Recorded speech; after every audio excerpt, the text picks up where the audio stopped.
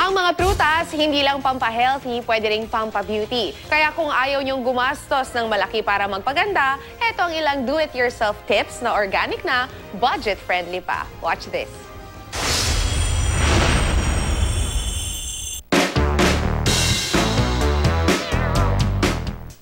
Paboritong panghimagas ng marami ang mga prutas. Pero alam niyo bang effective din daw ang mga yan na pampaganda?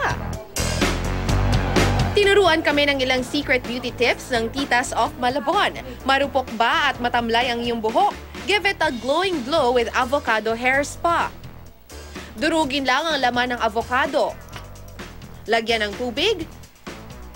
Saka ipahid sa buhok. At takpan ng plastic para lalong ma-absorb ang nutrients sa buhok.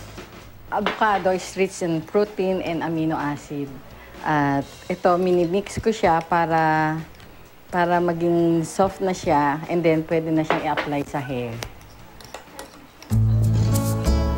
Matapos ang 30 minuto, pwede nang tanggalin ang plastic at hugasan ng buhok. Para siya na-moisturize yung lumambot ang pakiramdam ko. Tsaka malamig pa rin. Malamig pa rin sa anit. Huwag ding agad itapon ang overripe banana dahil pwede pa itong gawing homemade face mask. Para mabawasan ng excessive oil sa mukha, lagyan ng 1 kutsarang honey at lemon juice ang dinurog na saging. Mayaman kasi ang saging sa potassium, vitamin E at vitamin C na nakatutulong para magkaroon ng glowing skin. Ang honey may antibacterial at antioxidant properties para labanan ng skin damage. Mabisang pambanat naman ng mukha ang dinurog na saging na nilagyan ng yogurt at lemon juice. So, ang stroke po na gagamitin natin is upward para po mabanat yung mga skin.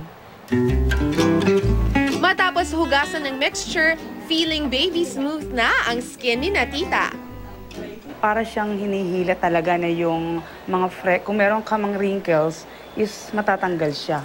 And then after I washing my face, so naramdaman ko na para siyang nag-smooth. Pagkatapos mahugasan, parang nag-smooth siya. Para matanggal naman ng blackheads at dead skin cells, subukan naman itong facial mask na gawa sa mangga. Mayaman ito sa vitamin B at C na nakatutulong sa hydration ng balat. Lagyan lang ang dinurog na mangga ng 1 kutsarang gatas at honey, saka ipahid sa mukha.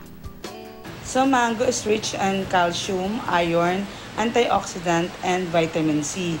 So, ginagamit din ito pampaganda ng kutis.